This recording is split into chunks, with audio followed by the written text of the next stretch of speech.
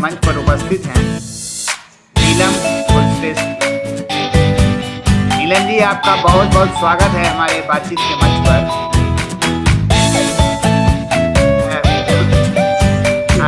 नीलम जी का मैं परिचय दोस्तों आपको दे रहा हूँ बहुत संक्षेप में, बाकी तो सब बातचीत करेंगे ही। नीलम जी बेसिकली साइंस से इन्होंने एमएससी किया हुआ है और उसके बाद इन्होंने एक्सपोर्ट मार्केटिंग में डिप्लोमा किया है। ये जो है वो स्वतंत्र लेखन वो पत्रकारिता इन्होंने शुरू किया है बड़ौदा में, और उसके अलावा इन्होंने कहानियां लिखी हैं, उपन्यास लिखे हैं। इनकी जो कुछ खासियतें मैं बता दे रहा हूँ। 24 वर्ष की आयु में दिल्ली की लेखिका संघ द्वारा अखिल भारतीय कहानी प्रतियोगिता का द्वितीय पुरस्कार इनको डॉक्टर कर्ण सिंह द्वारा प्रदान किया गया। 2 अन्य कहानियों को दिल्ली की क्रांतिकार संस्था द्वारा पुरस्कृत किया गया है और टेलीफिल्म रचनाओं का अनेक भाषाओं में अनुवाद व अनेक संस्थाओं द्वारा सम्मान हुआ है। भूतपूर्व मुख्यमंत्री आनंदीबेन पटेल से नारी सशक्तता के लिए काम करने के लिए इनको प्रशंसा पत्र प्राप्त दिया गया है। इनकी पत्रकारिता की में इन्होंने बहुत सारे काम किए हैं, जैसे मैं आपको बता रहा हूँ। उससे पहले मैं बता दूं कि आईसीआईसी बैंक ने सेकंड इनिंग विशिष्ट पुरस्कार से सम्मानित किया है, जिसके एक जज डॉक्टर प्रकाश बाबा आमटे भी थे। डॉक्टर प्रकाश बाबा आमटे भी। और जर्नलिज्म फॉर सोशल वेलफेयर के लिए इनको पुरस्कार मिला है। देहरादून की बीइंग अ वुमेन का स्वयं सिद्धा सम्मान इनको दिया गया है 2019 में। जयपुर के राही फाउंडेशन की भारत के सर्वश्रेष्ठ लेखकों की सूची में से इनका एक नाम है। पत्रकारिता में इन्होंने बंगाल की बंगाली विधवाओं की दुर्दशा को प्रकाश में लाया है। लोक अदालत लोकप्रिय बनाने में कैसे योगदान इनका रहा है। और 1949 में इनको शहरों में लोकप्रिय बनाने में मतलब इनका जो साप्ताहिक हिंदुस्तान था और सरिता में इनके लेखों का काफी योगदान रहा है। फ्रेंडशिप कॉन्ट्रैक्ट अर्थात मैत्री करार में धर्मयुग में लेख आदरणीय चित्रा मुदगल जी ने 20 वर्ष बाद बताया कि किन्हीं प्रमिला ने इस पर दिल्ली में गोष्ठी भी रखी थी। विश्वविद्यालय में नारी शोध केंद्रों की स्थापना के कारण वो इसके 22 विश्वविद्यालयों के केंद्रों का विवरण जो है प्रकाशित क्योंकि ये स्त्री विमर्श का लेख था। बाद में इंदौर की मनस्वी पत्रिका में इसे प्रकाशित किया गया। पहले इसे प्रकाशित नहीं किया गया था, बाद में इसे प्रकाशित किया गया। मानव संसाधन मंत्रालय की महिला समाख्या पर लेख भी पत्रिकाओं में प्रकाशित नहीं किया गया। मैंने अपनी पुस्तक मतलब इनकी पुस्तक ये स्त्रियां में लिया।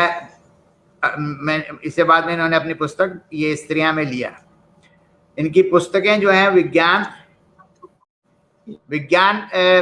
पर इन्होंने पुस्तकें लेंगे। हरा भरा रहे पृथ्वी का पर्यावरण सामयिक प्रकाशन दिल्ली से प्रकाशित हुआ। बड़ौदा की एशिया का सबसे बड़ा पर्यावरण संरक्षण के लिए स्थापित संस्था इंसोना की पत्रिका में प्रकाशित अंतर्राष्ट्रीय ख्याति प्राप्त वैज्ञानिकों के शोध परक लेख के आधार पर इसका लेखन सन 2004 व 2005 में गृह मंत्रालय की सर्वश्रेष्ठ पुस्तकों में से एक इसे करार दिया गया।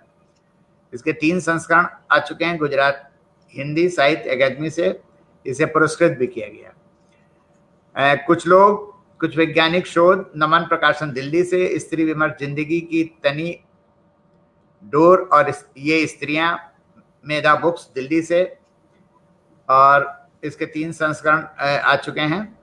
परत दर परत स्त्री विमर्श पर है, ये नमन प्रकाशन से। स्त्री पीड़ा के शोध के रिले रेस, अनुज्ञा प्रकाशन दिल्ली से। कहानी संग्रह हेवनली हेल, शिल्पायन प्रकाशन से। शेर के पिंजरे में, नमन प्रकाशन। चांद आज भी बहुत दूर है, वनिका प्रकाशन। गंगटोक का एक भीगा दिन, ये सन 2017 में ये साहित्य भंडार से प्रकाशित हुआ है। उस महल की सरगोशियां, वनिका प्रकाशन। वहां लाल गुलाब नहीं थे, अनुज्ञा प्रकाशन। हरे स्कर्ट वाले पेड़ों के तले, ये शिवना प्रकाशन। कैक्टस, प्यासे नहीं रहो, अमेजॉन पर किंडल एडिशन उपलब्ध है।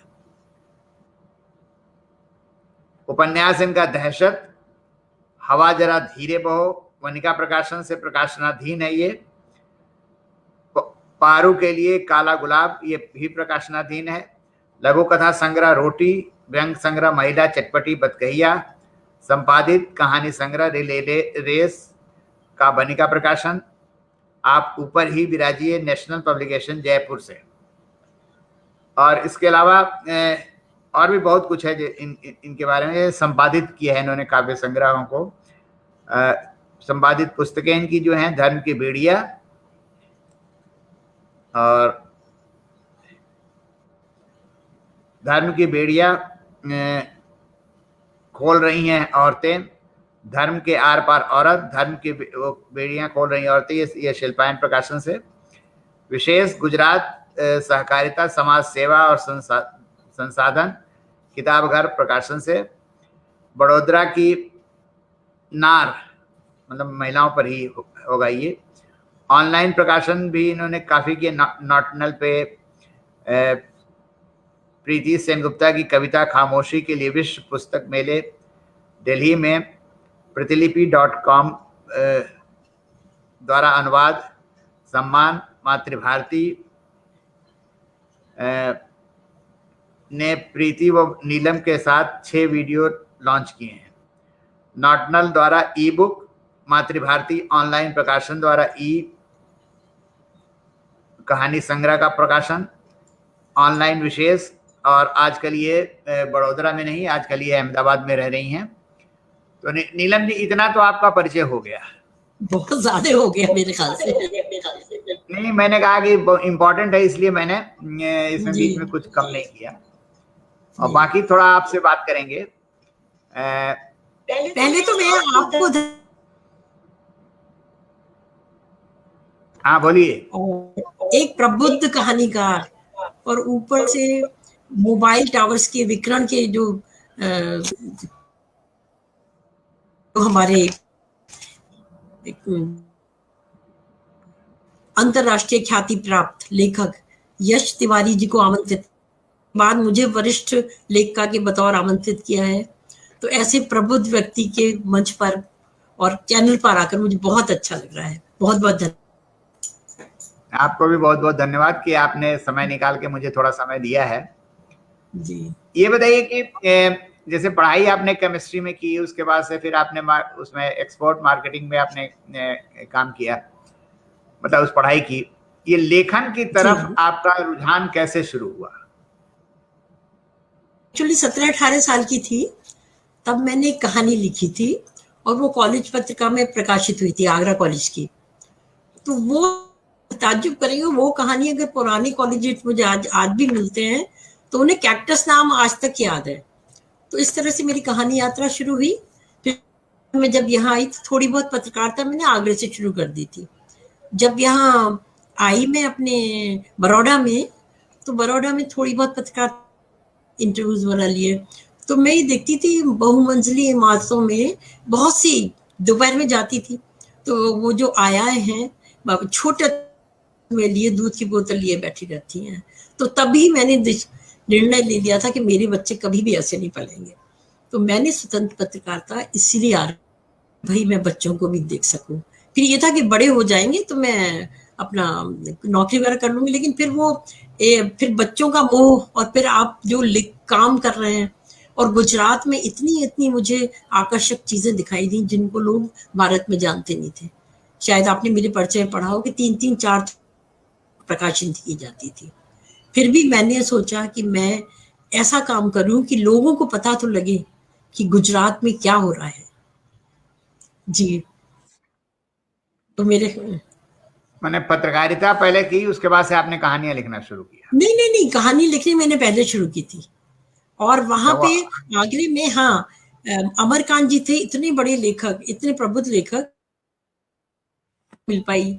तो वो जमाना और था। उन्होंने मनोरमा के लिए मुझे बहुत प्रोत्साहित किया, तो मैं उनके लिए कवर स्टोरी काफी लिखने लगी थी, और समस्याएं देते थे, कुछ देते थे।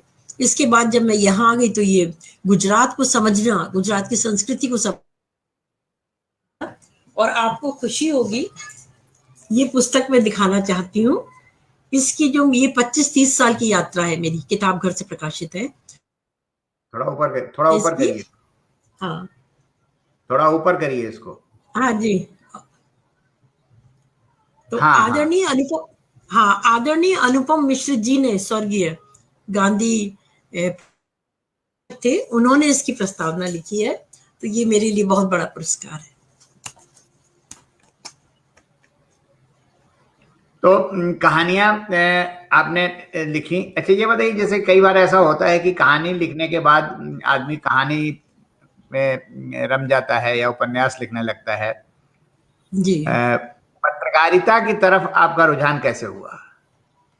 पत्रकारिता मैंने बताया ना कि वहां से मैं शुरू में परिचर्चा आयोजित करती थी। मैं परिचर्चा आयोजित करने लगी तो उसमें इंटरव्यू लेती थी अलग पे, और जो शुरू में फैशन पे भी किया शुरू में। तो ये सब जो है ना, फिर वो गंभीर विषय अपने आप ही आते चले गए। लिखना बंद नहीं हुआ। कहानी मेरा पहला प्यार है, और उपन्यास तो मैंने बहुत सालों बाद लिखा था, 2007 में, जो 10 साल बाद प्रकाशित हुआ। अब थोड़ा सा उपन्यास में लिखा। डॉक्टर वनिका, नीरज शर्मा हमारी प्रकाशित करने वाली है, वनिका पब्लिकेशन से, जिस पर हम बातचीत के लिए आज यहाँ। जी जी जी। इस उपन्यास का नाम क्या है? हवा जरा धीमे बहो। हवा जरा धीमे बहो। हाँ जी। तो ये प्रकाशनाधीन है ये? मतलब तैयार ही है, करीब करीब 1-2 महीने में आ जाना चाहिए। अच्छा अच्छा अच्छा। तो ये थोड़ा बताइए हमारे दर्शकों को कि ये उपन्यास जो है वो इसकी विषय वस्तु क्या है, कंटेंट? विषय वस्तु इसकी ये है,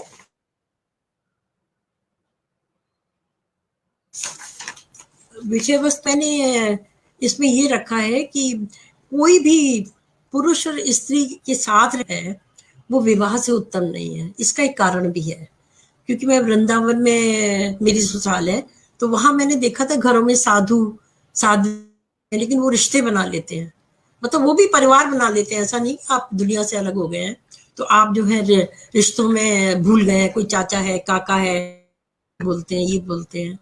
फिर यहाँ पर मैंने मैत्री करार यानी फ्रेंडशिप कॉन्ट्रैक्ट, अगर आपको याद हो तो वो गुजरात में बहुत पहले, ये 1980 के दशक की बात है।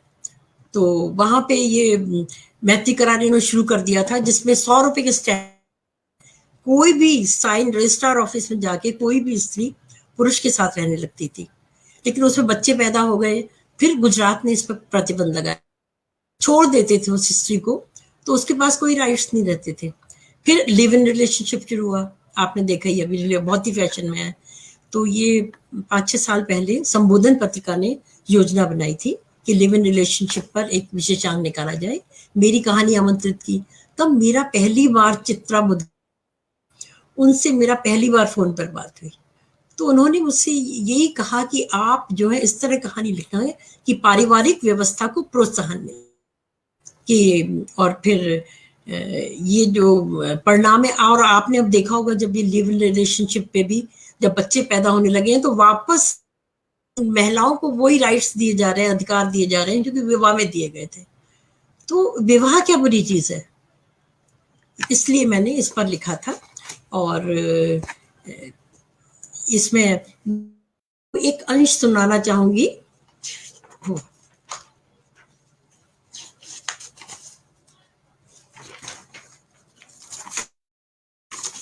अच्छा, पहले मैं सिलसिलेवार आपसे ये बात करती हूँ कि जो मेरा उपन्यास है कि इसमें मेरे पत्रकारिता के अनुभव बहुत आए हैं।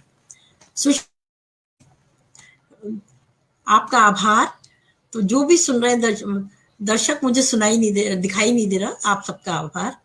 तो मेरा जो है वो मेरे उपन्यास में बहुत आए हैं। एक तो मैंने एक फार्म हाउस पर एक लेख लिखा था। तो उसमें क्या था, वो पूरी जो सुरभि कार्यक्रम आता था, ये 2006-2005 की बात है, उसमें भी इस फार्म हाउस के बारे में उन्होंने इस पूरा प्रोग्राम इस पर किया था, क्योंकि बहुत ही कलात्मक रूप से ये बनाया गया है। और ये जो बनाया था वो बड़ौदा के एक आर्किटेक्ट थे, वहाँ के सर्वश्रेष्ठ में से एक आर्किटेक्ट श्री सूर्यकांत था। लेकिन उससे भी पहले 1921 में मेरी एक रिलेटिव भाभी थी, पूनम कुलश्रेष्ठ, वो आर्किटेक्ट थी, चंडीगढ़ से पास होकर शादी होकर बड़ौदा में आई थी, और वो उनके यहाँ काम करती थी। तो इससे मेरा पत्रकार होना, आर्किटेक्ट होना उस जमाने में बहुत बड़ी, तभी आर्किटेक्ट जो लड़कियां हैं उनकी समस्याएं क्या हैं, इसलिए मैं उनके ऑफिस में गई थी। तो श्री,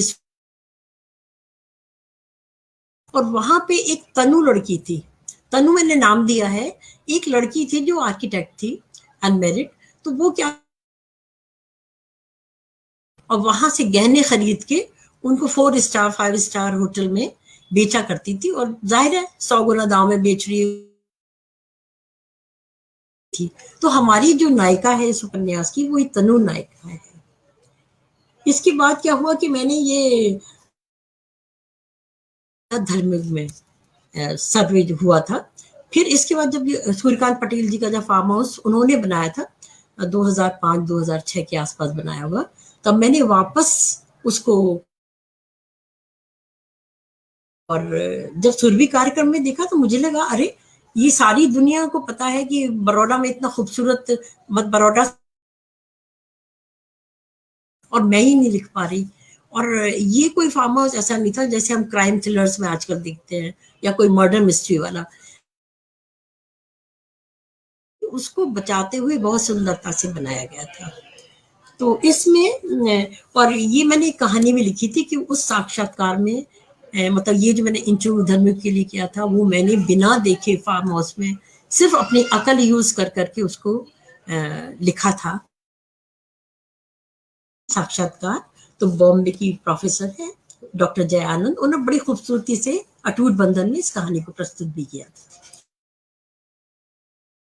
जोखिम उठाया, उसकी वजह से इस उपन्यास में आपको सारी उस जो फार्म हाउस है उसे बनने की प्रतिक्रिया आपको पूरी आपको समझ में आएगी। एक आर्किटेक्ट फार्म हाउस कैसे बना वो सब समझ में आएगी। इसकी झलक दिखाने के लिए मैं ये अंश पढ़ रही हूँ, क्योंकि आश्रम में जाके ठहरती है, आदिवासियों का आश्रम। तो वो आदिवासियों का आश्रम का जिसका वर्णन किया है मैंने, तो बातें नहीं ली हैं मैंने। और मजे की बात ये हुई, जब मैं 30-35 साल बाद आश्रम में जाने के इसको मैं लिखने बैठी, तो मुझे वहां की एक आदिवासी लड़की गुंथा याद आ गई, उसका नाम याद आ गया। मुझे खुद ही ताज्जुब होता है, हम उपन्यास जब करते हैं तो अपनी यादों का उत्खनन, तो वो भी इसका मुख्य किरदार है। तो मैं ये आपको अंश पढ़ के सुना रही हूँ। तनु गुंथा से कहती है, तुझे तो पता है हमारे ऑफिस के मालिक जंगल में 40 एकड़ में ऐसा अपना, देखते रह जाओ। अखबार वाले उनका इंटरव्यू लेने आते हैं, वहाँ शूटिंग करते हैं, रात में जंगल के अंधेरे के बीच अपनी रोशनियों के साथ कोई रहस्य मुश्किला लगता है। जो तनु हंस पड़ी, उसे देखकर बिल्कुल ऐसा लगता है जैसे कि किसी ने सुंदरता में ब्रश अपनी बेवकूफी पर उसे हंसी आई कि गुंथा ये बात क्या समझेगी। उसने बात बदल दी। उनके यहाँ शादी थी, इस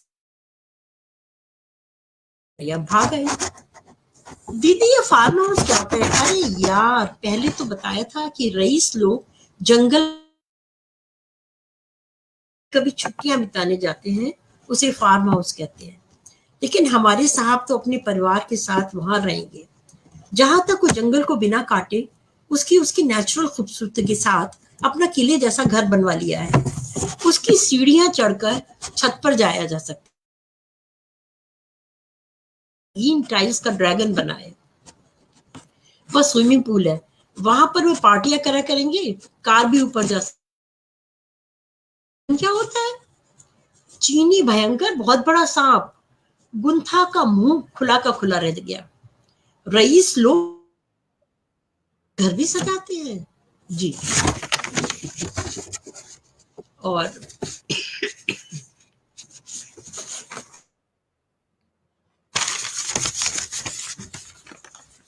आप इस आदिवासी लड़की के बारे में जानना चाहेंगे?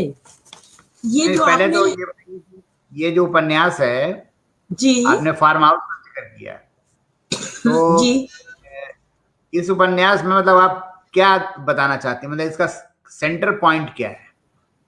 सेंटर पॉइंट मैंने बताया ना कि मैंने इस बात पर जोर दिया है। मैं अब वो सेंटर पॉइंट पढ़ना चाहती हूँ। आश्रम में गई है, वहां एक सन्यासिन से मिलती है और पत्रकारिता के मेरे गुजरात के अनुभव हैं कि कुछ यहाँ धर्मगुरु मान ऐसा आता है उसको समाज सेवा में लगा रही है। लेकिन ये जो मैंने सन्यासिन ली है, ये हरिद्वार की माई है।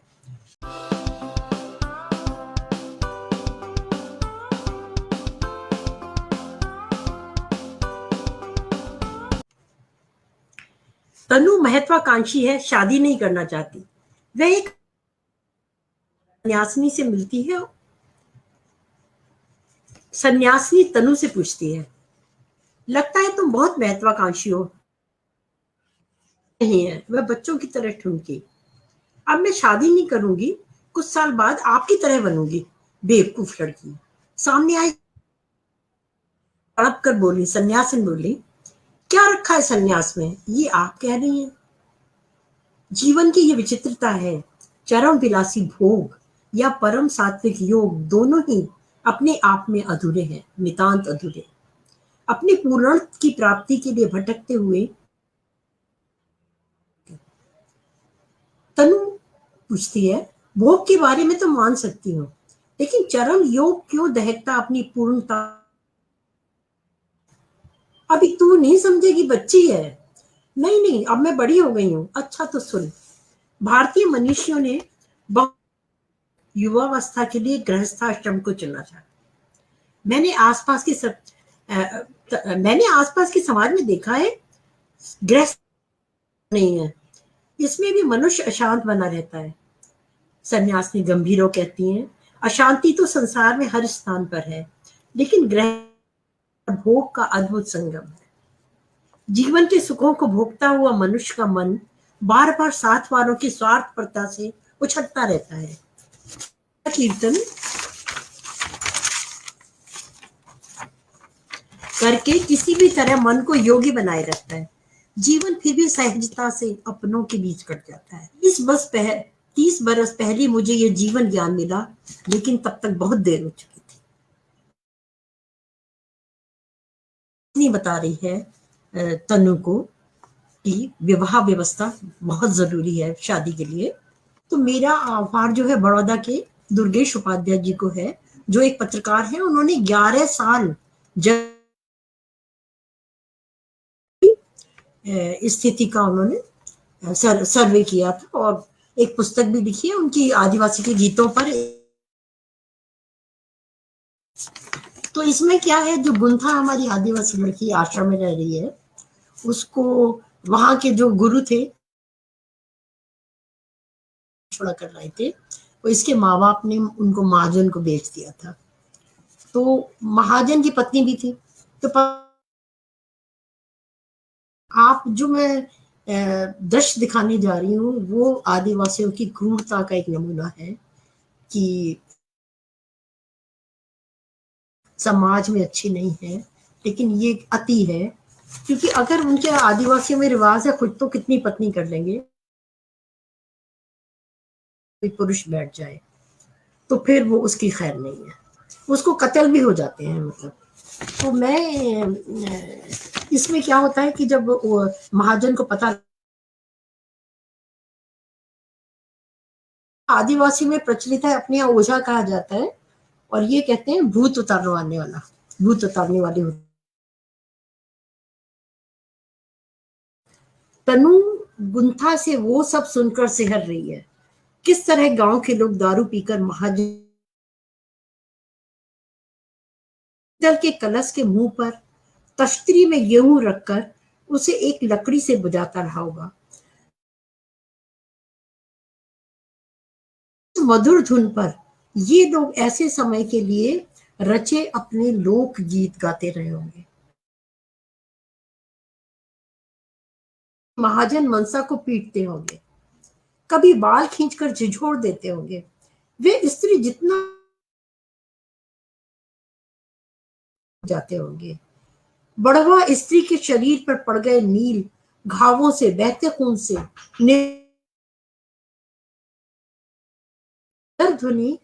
मधुर ध्वनि निकालता रहा होगा। महाजन की पत्नी बेहोश हो गई होगी, फिर आया गया होगा, उसे यातना देना फिर शुरू हो गया होगा। गुंथा की आंखें बहने लगती हैं, वो तनु को बता रही है, दीदी 3 दिन ये सब चला, जब तक वह मरी नहीं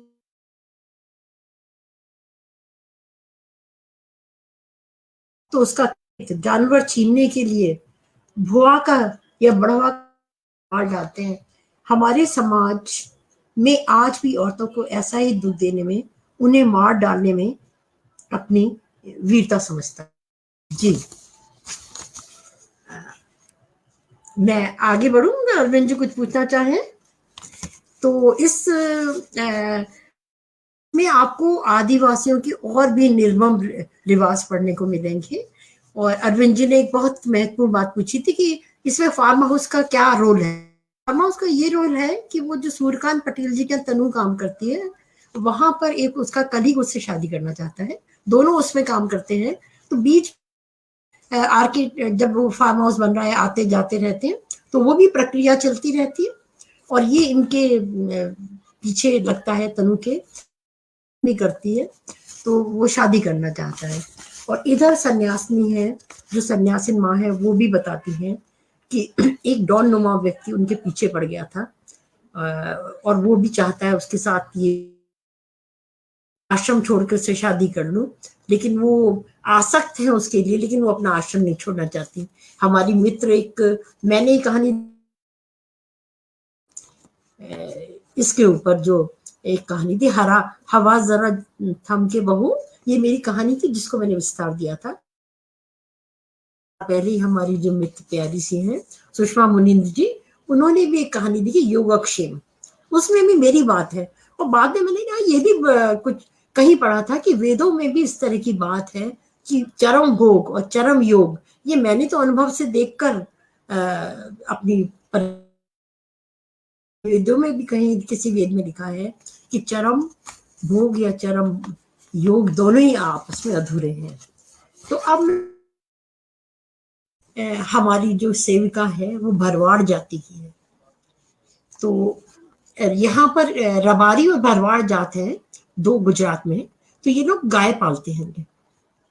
और हमारी अस्मिता मधुसोसी है, इन्होंने एक कहानी लिखी थी ट्विन टावर्स, उसमें दिखाया था कि शादी के लिए लाखों रुपया देना पड़ता है। तो इसके लिए अगर रुपया नहीं देना है तो आप जो है उनको अपनी लड़की दे दें, कहलाता है। लेकिन होता क्या है कि मान लो कि एक विवाह अगर असफल होता है तो दूसरी लड़की को प्रताड़ना दी जाती है। दोनों किस तरह से दुखी हो गई हैं बच्चियां। वो रबारी जाति की थी और मैंने जो लिया है वो भरवाड़। और मेरी जो बाई लक्ष्मी है 1.5 साल से हमारे काम कर रही है, वो उसको मैंने तड़पते रोते मोबाइल था, तो लेकिन मैं 2005 और 6 में ले गई हूँ, तो उसका मोबाइल हटा के इस कहानी को गढ़ने की मैंने कोशिश की है ना। स्त्री विमर्श, नारी सशक्तिकरण की बातें करते हैं। दोनों छोटी बच्चियों को इस खराब रिवाज से बचाने के लिए वो यहाँ पर शहर में भाग आई है। तो मैं इसके बारे में आपको बताती हूँ। हाँ, मैंने इसमें कहा, मतलब ये दिखाया है कि लक्ष्मी को लेकर एक भानु बहन है जो रबारी जाति की है, उसको लेकर तो तनु ने संशय से, अब मैं ये अंश पढ़ रही हूँ उपन्यास के, तनु ने संशय से पूछा था,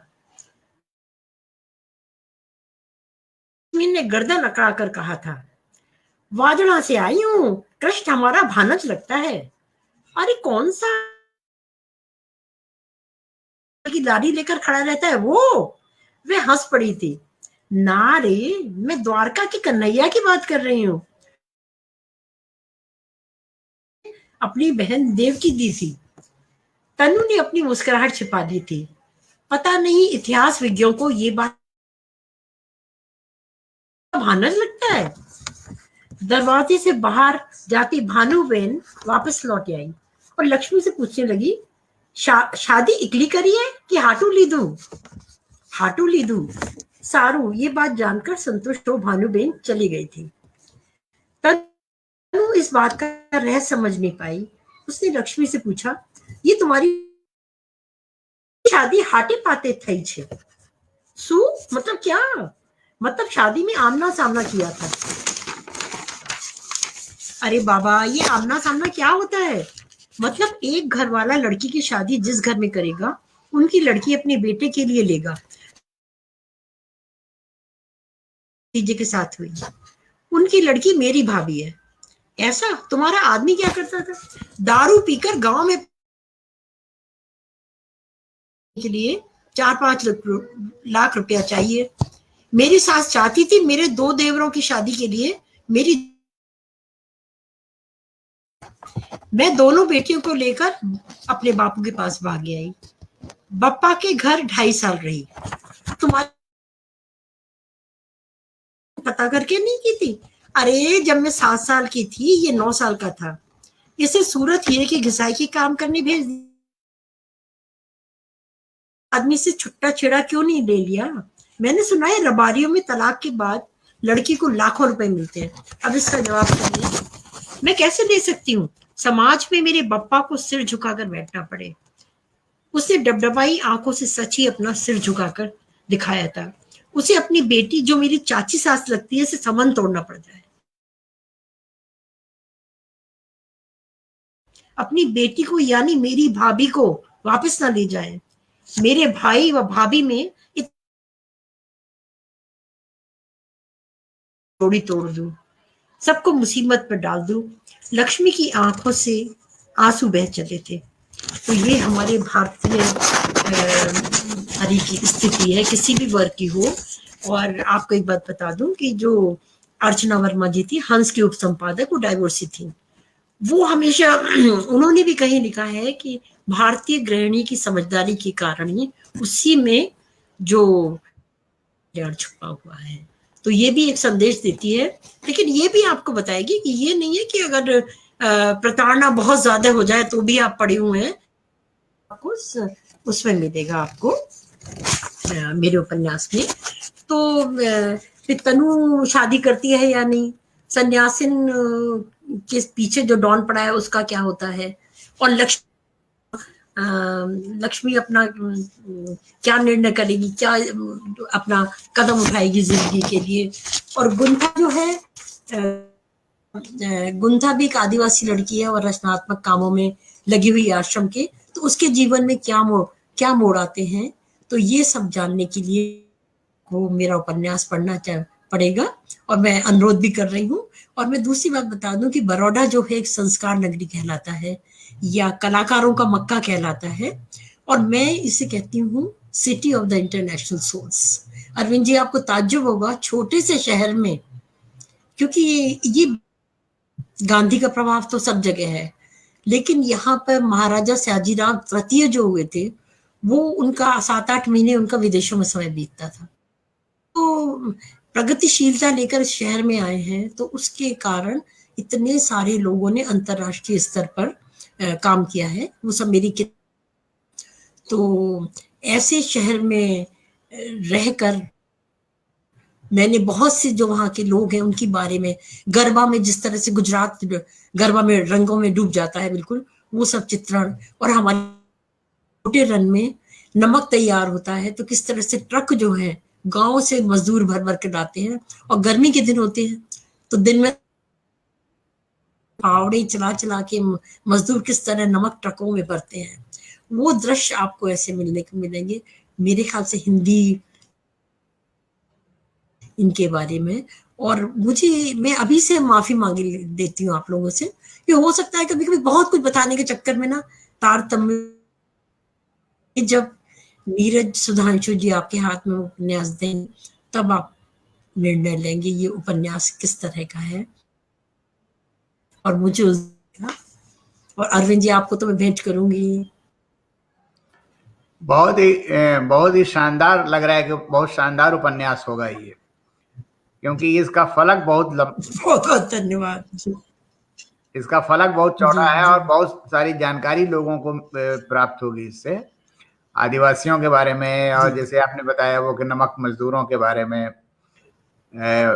मैं भी नमक मजदूरों के बारे में पढ़ता रहा हूँ, और कितना कष्ट उनको होता है, शारीरिक कितना कष्ट होता है उनको, और नमक निकालते समय कैसे उनके पैर, कई बार उनके पैरों में छाले पड़ जाते हैं, पैर जलने लगते हैं, छाले पड़ जाते हैं। जी बिल्कुल। तो ये उपन्यास, इस उपन्यास के लिए आपको मैं पहले से ही बधाई दे रहा हूँ, और अगर ये मुझे मिल गया तो मैं इस पर कुछ लिखूंगा अभी बाद में। जी जी जरूर। अच्छा, एक बात, आखिरी सवाल, उसके बाद हम बातचीत को बंद करेंगे अपनी। जी। हम आखिरी सवाल ये है कि आज बहुत सारे उपन्यास लिखे जा रहे हैं जी, तो जैसे कि मैं आपसे जानना चाहूं मोटा मोटी, तो इन उपन्यासों को पढ़ करके, चाहे वो पुरुषों द्वारा लिखा गया हो चाहे महिलाओं द्वारा लिखा गया हो, जी, आपकी क्या राय बनती है कि क्या वो पाठकों को वो सब कुछ दे पा रहे हैं जो मतलब पाठकों को चाहिए, या अभी भी उपन्यास जो है वो कल्पना के ही धरातल पर ही घूम रहा है?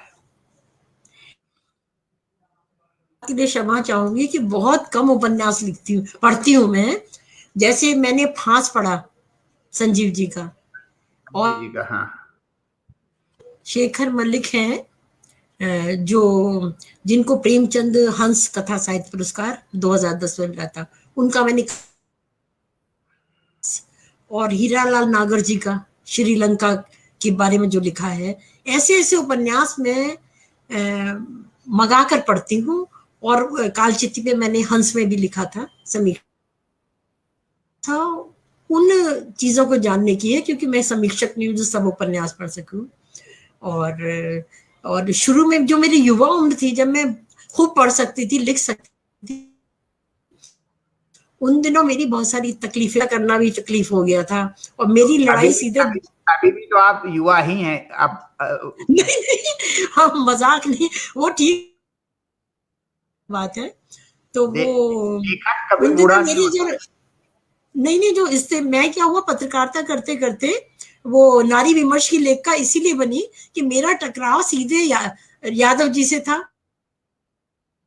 कि मेरी जो अपना दृष्टिकोण था, व्यवसायिक पत्रिकाएं मुझे लिखने के लिए चाहिए थी, क्योंकि धर्मगो साप्ताहिक हिंदुस्तान बंद हो गए थे, इतने 2-3 आपके लेख छपेंगे जो यहाँ से लिख रहे हैं लोगों के बारे, तो वो सब तो पढ़ने की उम्र थी, तो मैं अपने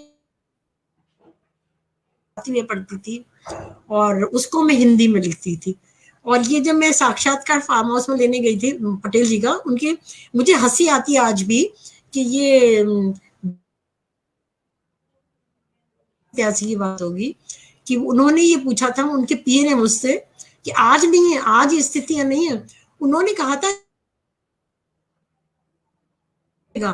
तो मैं तो यूपी से आई, मतलब दिमाग घूम गया था कि हिंदुस्तान में भी हूँ कि नहीं, मैं हिंदी को ऐसे कर रहे हैं। तो और मैं एक बात और बताना चाह रही हूँ, क्योंकि आप हरदोई के हैं इसलिए मुझे याद आ रही है, और म्यूजिक थेरेपी में आपका विश्वास है, रचनाओं के लिए दिया है, तो थोड़ी सी 2-3 मिनट और लूंगी आपका। तो जो जी कोरोना जी काल में जब पहली लहर आई थी, क्या हो गया है ये, हम लोग उन दिनों, क्योंकि भारत में इतना नहीं था, अमेरिका में अस्पताल के वार्ड्स में कॉफिन्स पड़े हुए हैं, मजदूर चले जा रहे हैं, लाखों मजदूर, ऐसे हालत में दिमाग इतना परेशान था मेरा, सभी कर रहे थे हम लोग घरों में। मैंने अपनी कहानी को इसको विस्तार देना शुरू किया, और 10-15 दिन में मैं जो बिल्कुल 10-15 दिन में लिख पाई होंगी थोड़े बहुत पेज, कुछ नहीं लिख पाई थी मैं। फिर मुझे याद आया, ये मिस्टर के.एल. पांडे हैं जो कि रेलवे बोर्ड के रिटायर्ड रेलवे बोर्ड मेंबर हैं, तो वो तास से जो है फिल्मी गीतों की शास्त्रीय संगीत एनालिसिस में लगे हैं, और इनके कई वॉल्यूम्स रागोपीठ, सिने रागोपीठों के नाम से और आने वाले हैं। तो इन्होंने 2018 में कनाडा में इंटरव्यू दिया था पूरे फिल्म के गीतों के संगीत के इतिहास, और इन्होंने मुझे कहा था कि आप इस पर लिखिए। तो मैं वैसे शास्त्रीय संगीत से डरती थी, तो देख देख के मैं बंद कर दिया करती थी, मैंने टालती जा रही, 2 साल लिख देगा ठीक है, लेकिन बाय द वे संयोग ऐसा था मुझे ही लिखना था, तो मैंने वो सब सुनना शुरू किया। क्योंकि आपने म्यूजिक थेरेपी की बात की है ना, तो देखिए संगीत कैसे आपके जो है मन स्थिति को, मानसिकता को किस तरह बदल। तो 1931 से लेके आज तक के फिल्मी गीतों के कुछ मतलब, उनकी शास्त्रीय रागें पढ़ना और सुनना उन गीतों को, तो वो जाके मेरा जो है ना मानसिक जो संताप और साथ खत्म हुआ। इधर हमारी, जब मैं ये काम कर रही थी उन्हीं दिनों हमारी जो मित्र हैं नीरज शर्मा जी, उन्होंने वन का प्रकाशन पे लाइव शुरू किए थे। इधर हमारी अस्मिता की जो हमारी प्रणव भारती जी, इंदु मित्तल, निशा चंद्रा और मंजू मेहमा, और बहुत सभी, मतलब कविता पंत, मैं सबका नाम लेना मुश्किल है, सब इतनी इतनी पोस्ट डाल रही थी, हम लोग कुछ बनाते तो उसकी पोस्ट आ रही है, तो उससे उसके बाद जो है मैं फिर ये 1-1.5 महीने में जब मेरी मानसिक स्थिति स्वस्थ हो गई, म्यूजिक थेरेपीज का, तो धन्यवाद के.एल. पांडे जी को भी, तो उसके बाद मैं ये उपन्यास लिख पाई थी पूरा। और आपको पता ही है कि दूसरी जो कोरोना की वेव है, इसमें सारी कलाएं हार गई हैं। उस अवसाद से निकलने के लिए बहुत बहुत समय लगा है हम लोगों को, और मेरे ख्याल से वो सृजन काल बिल्कुल नहीं हुआ है उस साल में, मेरा तो कम से कम, मेरा नहीं, मेरी कुछ मित्र बात करती है ना, तो पढ़ पा रहे ना, तो भाई ऐसा है कि बस हमारे कार्यक्रम का आरंभ इसी बात से हो कि ये जो है जल्दी समाप्त हो, हमारा विश्व, हमारी दुनिया, हमारे दोस्त मित्र वैसे ही सब मिले जुले और वैसे ही मुस्कुराए। नमस्कार अरविंद जी, फिर से आपको एक बार धन्यवाद।